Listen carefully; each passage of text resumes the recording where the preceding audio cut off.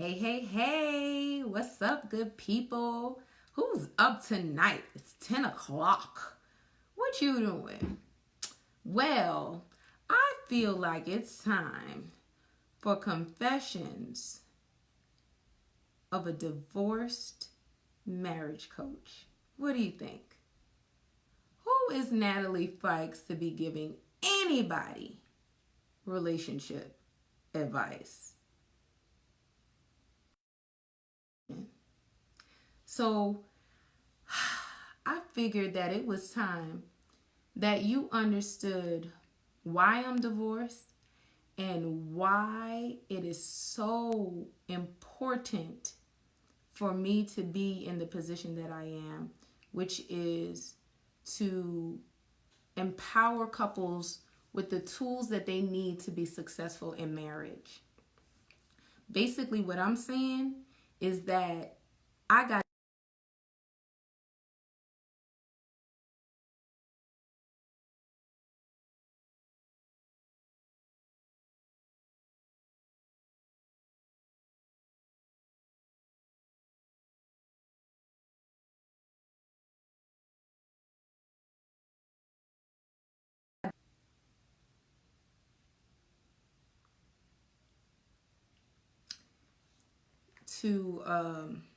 I don't know about this connection, but yeah, I got divorced so that nobody else would have to, because I learned everything that I needed to know on the other side of marriage.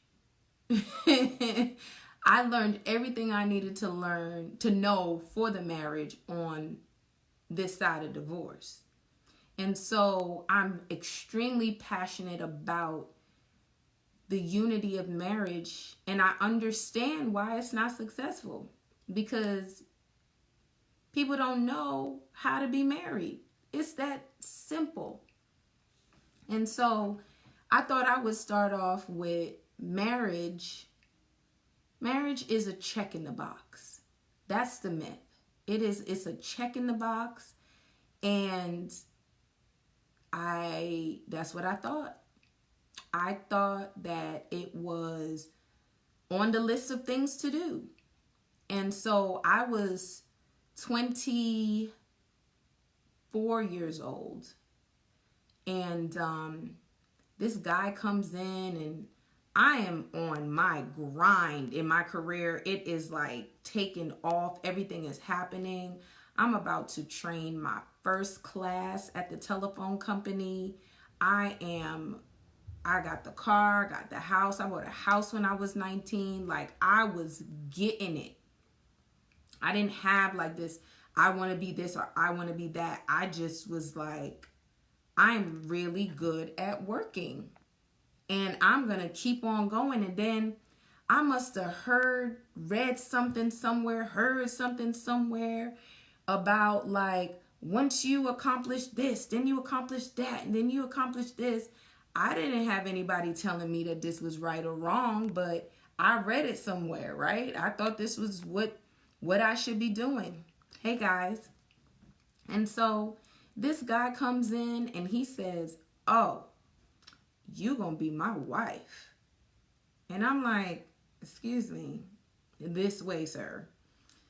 And he was actually one of my new hires that I was training for the telephone company. So first of all, you are a subordinate, sir. And no, because I'm focused on my career.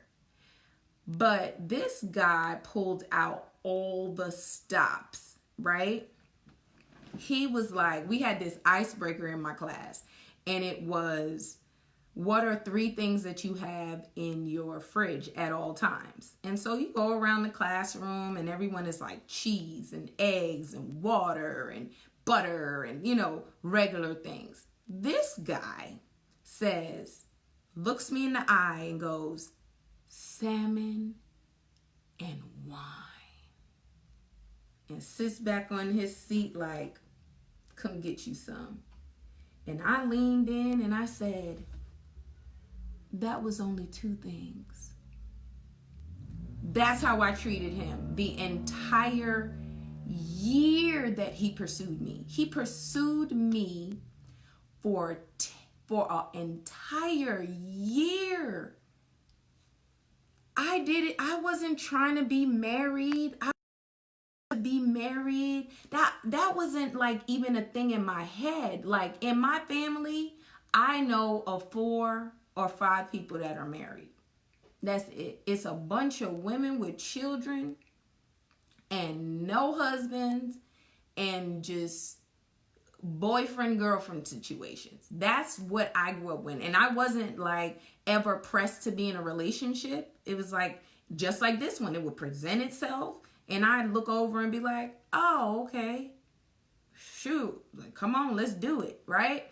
So this guy pursued me for an entire year. Kind, gentle, consistent, really, really nice guy. And I was like, duh, Natalie. You got the house, you got the car, you got the money, you got the career, you got, duh. You need the husband so you could get the kid. Boom, boom, boom, boom. And then this void that I feel inside of me is going to go away because I finally did that thing, whatever that is, and had all my boxes checked. And so I looked over and I was like, absolutely, this guy, we had become good friends. It wasn't no hanky-panky. Who says hanky-panky? Who says that? But there wasn't anything going on. And he was a friend. And I knew how to be friends with guys. Like really, really good friends. And so we were friends. And then I looked over like, oh my God. So I stepped down from my position because I didn't want my name to be like, oh, she was messing with the subordinate, and gave this guy a chance. And in 3 months, we were engaged. And then 3 months after that, we were married. And so I had this plan in my mind to where together we were making 6 figures, like money was fine, everything was good. And so I had this thing in my mind where it was like, okay, here's what we're going to do. We're going to live off of one income. I was making like 88. He was making like 66, something like that. And he was 13. He had kids. I didn't have any. And I was like, I had read something somewhere that says the number 1 cause of divorce is financial issues. And I was like, I mean, I got money. So what we're going to do here, because we're not going to fight about it, is I'm going to pay off all of your bills.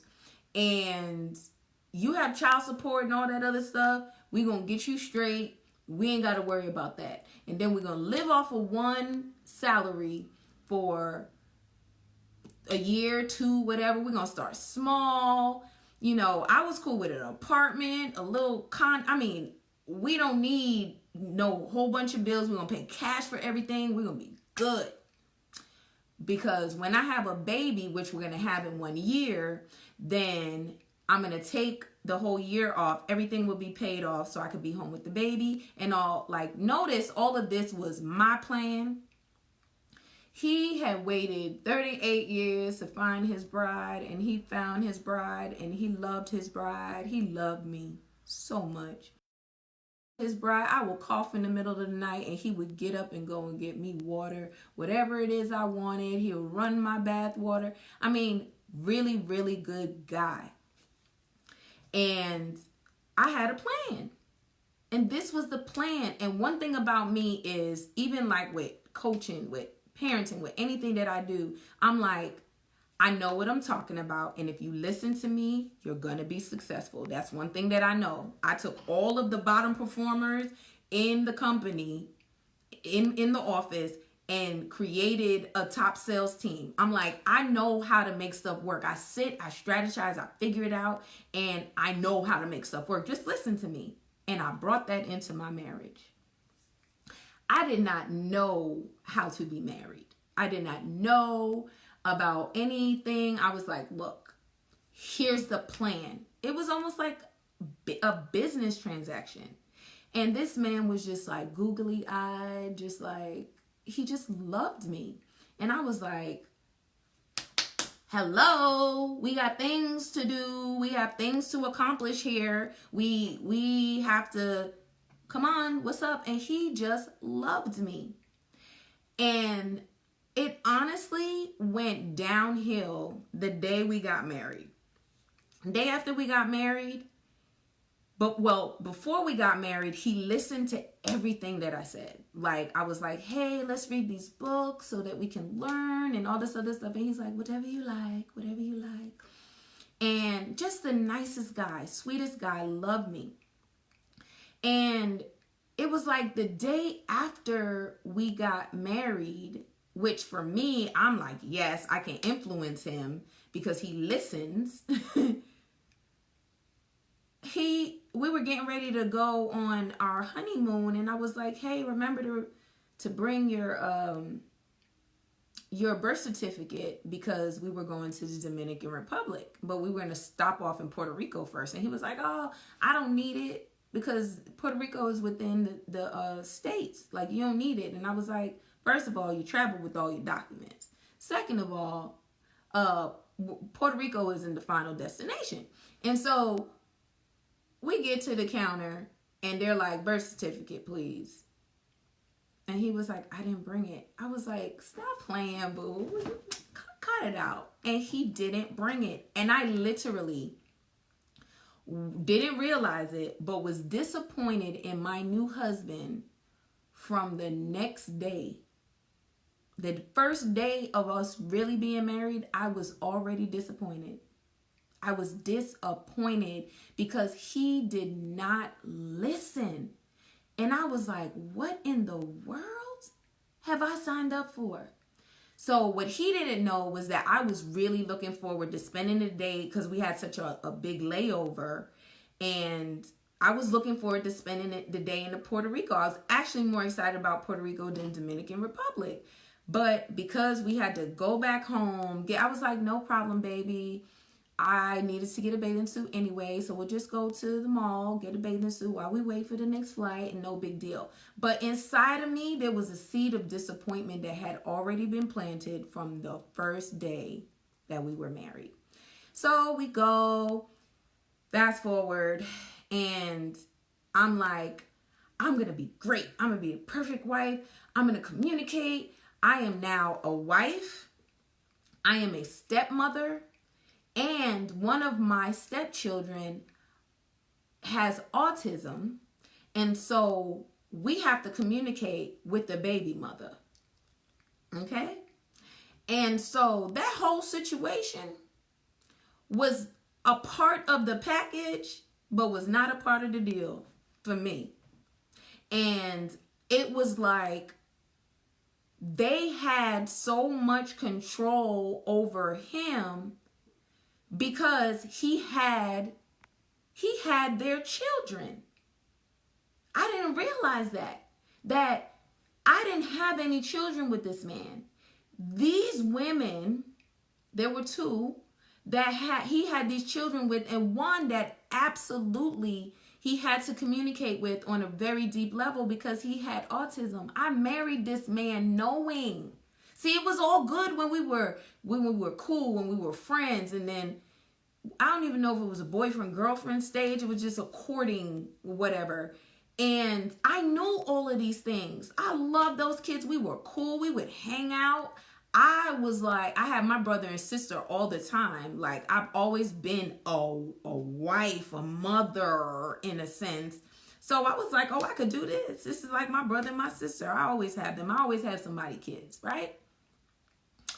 Nope, it wasn't the same thing. It was the Friday after working all week long. Get one kid over here, you got to get another kid over there, and then you come home, you're tired, and then Sunday night, you got to drop the kids off, you got to drop them there, all that other stuff. And I was like, that's cool. We could date during the week. We could spend our time when it's just us, all of that. We had a year to get it all figured out before we bring our own child into the mix.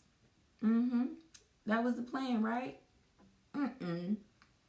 Because when you married and you knocking boots, Here comes the baby. 3 months into the 1-year plan, 3 months of being married, I'm having a baby. Let's say what? That was not a part of the plan. Because remember, I was getting married so that I could have the baby, but all of this stuff came with the marriage, and now the baby is here before the baby's supposed to be here. That was not a part of the plan. Okay? Now, mind you, I already didn't have the tools to be married. So I needed to be on a plan. And the plan was just not going the way it was supposed to go. This man that got this big old house. We got this house, and the next thing you know, we're having a baby. He's so happy. He's so excited. And I was like, what is this? Baby start kicking and all this other stuff. I'm like, why am I not happy like the lady on the commercial? Oh, the baby is kicking. I was like, what is this? I don't even know how to be a mother. Okay? A whole lot was going on. A whole lot. What you say, child? Most people are not ready. Don't know fully what you sign up for. Listen, Georgia, I did not have a clue. I had a plan, but I had zero clue. No clue at all. Let me tell you what caught me off guard. Now, I'm already disappointed. What caught me off guard was I said, you know what? I sucked at communication. Only thing I knew was to cuss you out when things were not going right. I was messed up. And I learned from the women in my family that you keep them with the you know, all of this, and you hang out and you give them some good stuff, and then everything will be good. That didn't work at all. But in the marriage, let me tell you something. I said I was going to communicate, and I was going to communicate well. Hey, honey, how am I doing as a wife? Oh, baby, you're doing so good. Hey, baby, how am I doing as a stepmom? Oh, baby, you're doing so good. Oh, my God, I'm the best. So, since we got you out of the way, honey, I had a few things that I wanted to communicate with you about in regards to, you know, how things are going with us. I'm glad that you're doing great, and I love being married to you, but here's the issue that I have with this, and here's an issue that I have with that, and he's like, well, you're the one, and you this, and I'm like, but you just said that I was doing good, baby. Where did all of this come from? I was taken aback because I thought that if you had a situation, if you had a problem with me burning your eggs, that you would let me know, right? Because I don't know what I'm doing. So I'm trying to get feedback, and you telling me I'm doing good and I'm not. Or are you just responding because you feel like I'm coming at you? Because in all actuality, I didn't realize I was coming at him. I was coming at him because I did not know what I was doing. I didn't know what I was doing. I did not have the tools. I had one Phillips screwdriver. And I used that Phillips screwdriver for every situation that came up. I had one trick. And it wasn't working. It wasn't working with I said, you know what? I'm not dealing with your baby mama. Because I can tell every time you talk to her, you come in the house that way. So I'm going to need you, first of all, don't do that in the house. Second of all, I'm not talking to her, because if I talk to her, it's going to be a whole situation. I mean, I'm dealing with marriage like I've dealt with everything else, and it wasn't working. I can sit here and talk about everything that he did. That would be if I wasn't at the place that I am now, which is knowing my responsibility as a wife. Because this man did not wait until he was 38 years old to marry a woman only to end up in divorce. That's not what he did. He did not marry. The whole office was trying to get with him. He was at a place where he was ready to settle down, and he had found someone who fit the bill. She is motherly. She is all of these great, whatever qualified me, right? What he was looking for, so much so that the day he met me, he knew I was it. But I had no idea what I was doing, and I wasn't preparing for it. It was a check in the box.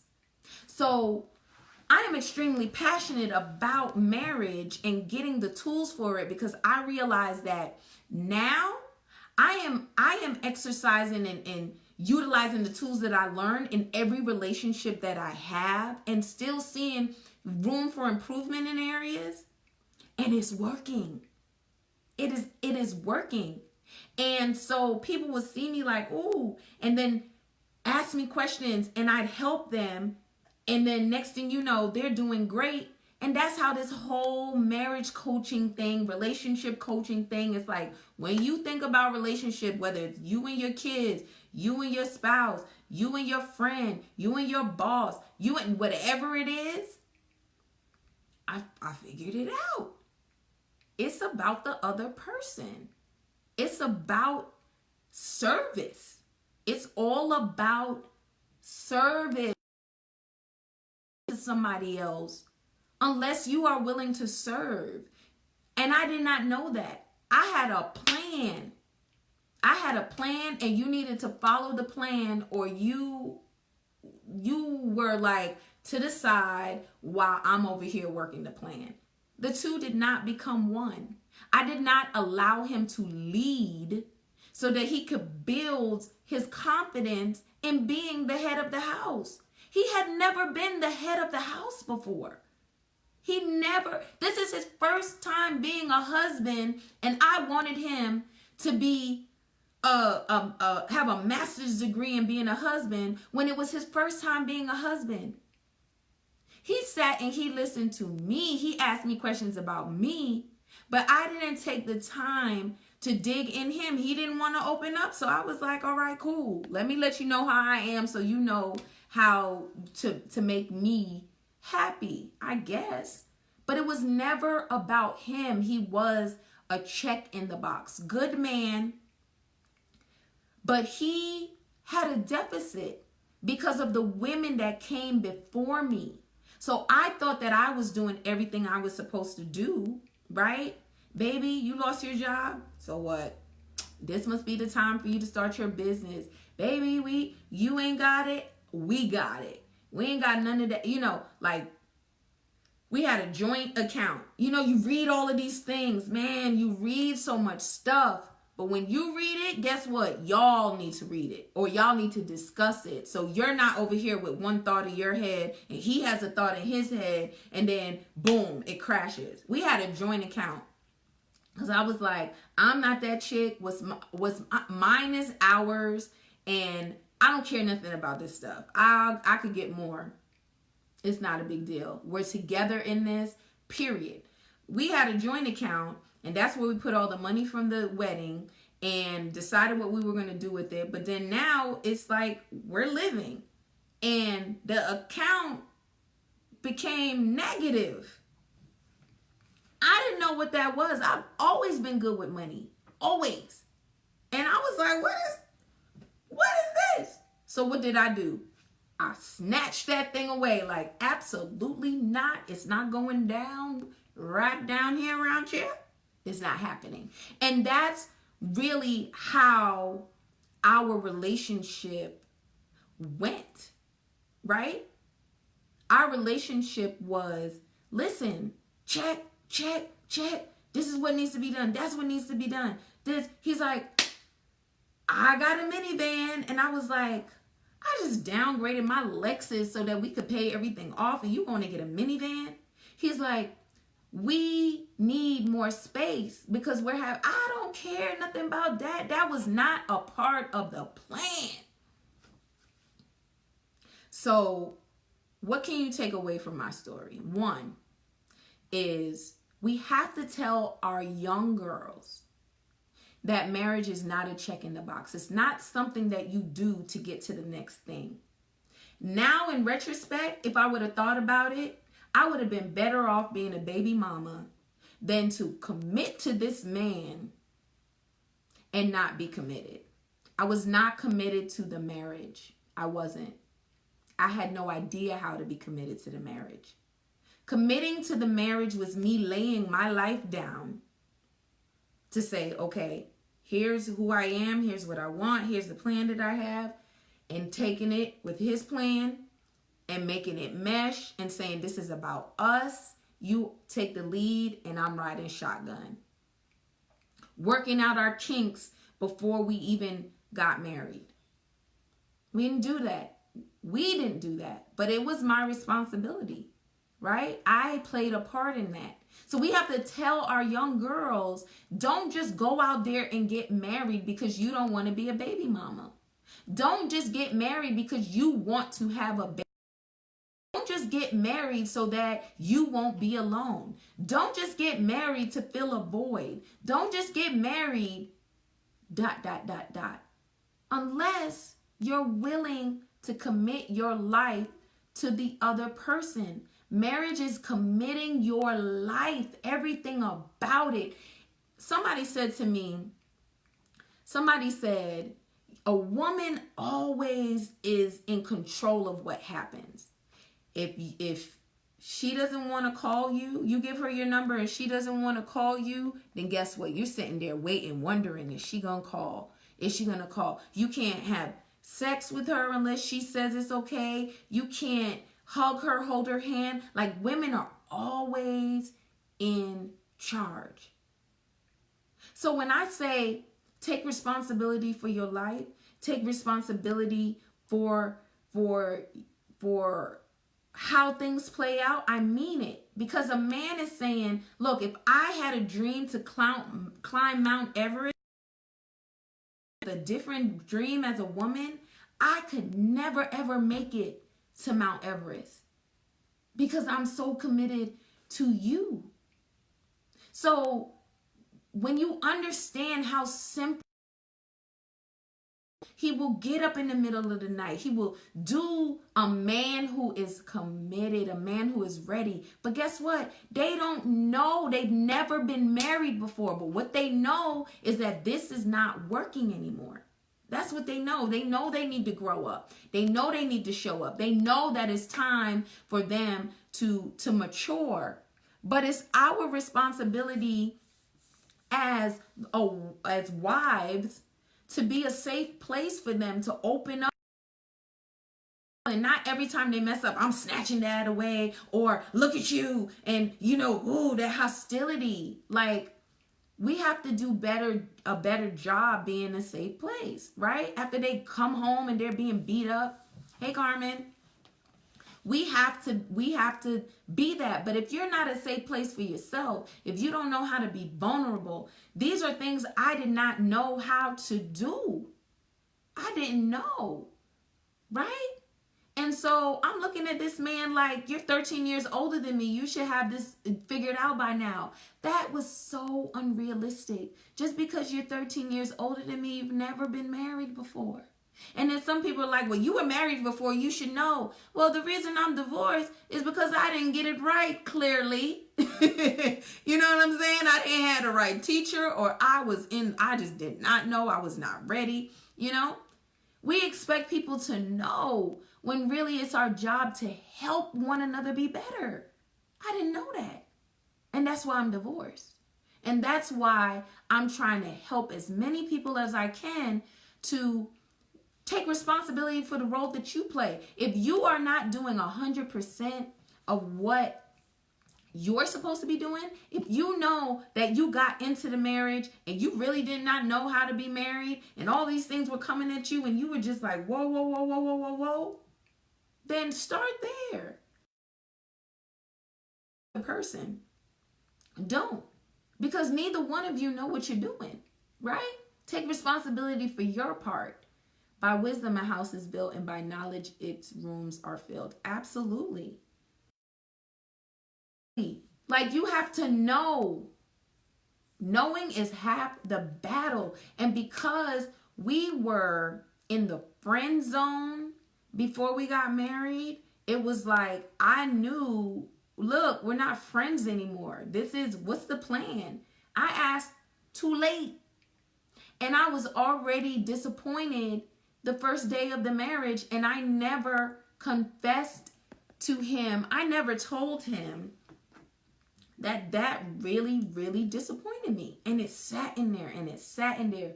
And I didn't realize that it was banging up against every other person that had disappointed me, because I was chronically disappointed in people. And in some way, I made him suffer for that. In some way, you'd have to hear it from his perspective. We talk about a lot, but just thinking about how I showed up for him or didn't show up for him, disappointed in him. How do you really love someone to life and become a help to them and be a safe place for them if you're disappointed in them, right? I had a responsibility to resurrect the hope and the dreams and everything that this man needed. But my issue was I had a plan and he wasn't sticking to the plan. Why are you still in la la land, boo? He was like, I'm just so happy to have my bride. I know, but I just love you. And I'm like, look, we got to pay this off. We got to get the nursery done. We got to do all this other stuff. And all he wanted to do was just love his new wife. But I had a plan. And when he didn't stick to the plan, he got reprimanded like a child. That's not covenant. That's not the way marriage is supposed to go. And so what we have to do is we have to learn. We weren't even taught how to be in relationship properly, much less a marriage. And we have to be honest about that. Some people make it through. I told my husband, I said, you cursed us. Okay? Because he said, I heard, hey ex-husband, how you doing? Derek Fikes, everybody. Derek Fikes.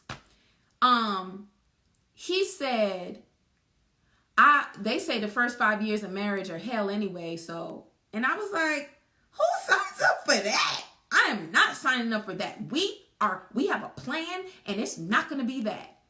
And it was like, I had to sit back and I had to realize that I was not equipped to be a wife. I was not equipped to be a baby mama. I was not equipped to, not a baby mama, a stepmama.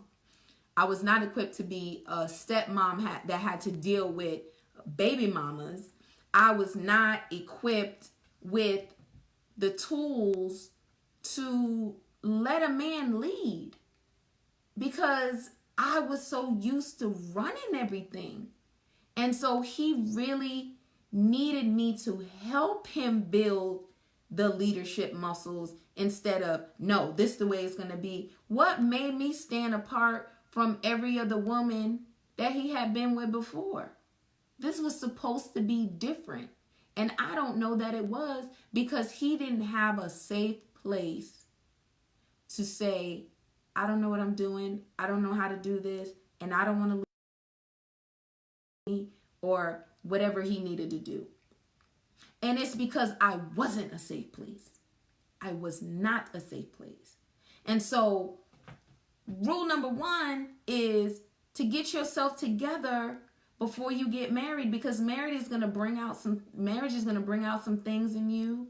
And oh my God, if you don't deal with that stuff, it'll be horrible. It'll be absolutely horrible. And so what I learned was get yourself together. What I learned was you have to have the tools for marriage. That little screwdriver I had for being a girlfriend, guess what? It didn't work in the marriage. I needed more too. I needed a hammer. I needed a wrench. I needed all types of things. And all I had was a bunch of screws because I was screwed up. Right? And a screwdriver. I'm screwed up. Right? And so everything that you hear me say is get you together, take control of your life, get yourself together. You think, well, what we're doing, and we're trying to fill our voids with them. And then we blame everybody else when we're not fulfilled by it. But that's not what marriage is designed to do. It's not designed to fill your void. You should be 100 before you get with someone else who is 100. You should be two single people. I'm so whole that if you walk away, I'm still going to be whole, right? But what I am doing is complementing the vision and the purpose that you had for this family, because I knew that before I got married, not trying to figure it out in between and not trying to take over while I'm in it. It's also communicating when you feel disappointed. I was disappointed because we didn't get to go to Puerto Rico. Day one of the marriage, I was disappointed because the moment we said I do, the ears shut. And it's like, I'm in control now. And I'm like, if you're in control and you're making these type of decisions, I am in hell. But I never communicated it. And that could have been the opportunity for him to say, man, I was just as disappointed as you were. And whatever, for us to go in and, I don't know what I'm doing. But I didn't. I held on to it. And I know I punished him in some sort of way. And it wasn't even his disappointment. Man, it was the disappointment of others. But did we talk about those things? Did we talk about the destination? Did we talk about the vision for the family? Did we talk about... No, we didn't. Because that fairy tale of boy meets girl, girl meets boy, boy asks girl to marry, girl says yes. This part, first come love, then come marriage, then the baby, and the baby carries. Like, you never sit down and really learn what it is that you're going to need, right? And so I will continue with these confessions of a divorced marriage coach, because that's exactly what I am. I'm teaching people how to stay married, or how to get out of a marriage you lied your way into, or you just cannot come back from because you're not it. And I help people to get ready for marriage, because you have to be ready for marriage. Everybody want to buy a house, but everybody don't want to be an owner. You have to take responsibility for your own actions. Yes, Derek Fikes, we have spoken about this already. Puerto Rico, because you didn't bring your birth certificate and your new wife said, bring your birth certificate. No. We don't need it. And so, yeah, it was a disappointment, right? And so you got to talk these things out. Communication is the oxygen for life. It's oxygen for relationships. And nobody is a mind reader. Nobody knows how things affect you. And when you hold on to it, they fester. And then they have babies and create other issues. And I learned all of those things while I was already in the marriage. So, to be continued. What happens when the baby gets here and you add the baby into the equation of a situation called marriage that you already don't have the tools for? What do you do when the baby gets here? Now, not only do you not know how to be married, but you have no idea how to be a mother, and a mother who thought staying at home with a baby is what she wanted, but that's not really what she wanted. That's what she told her husband. To be continued. I love to hear your comments. Talk to you soon. Derek Fikes, call me, because you acting real funny.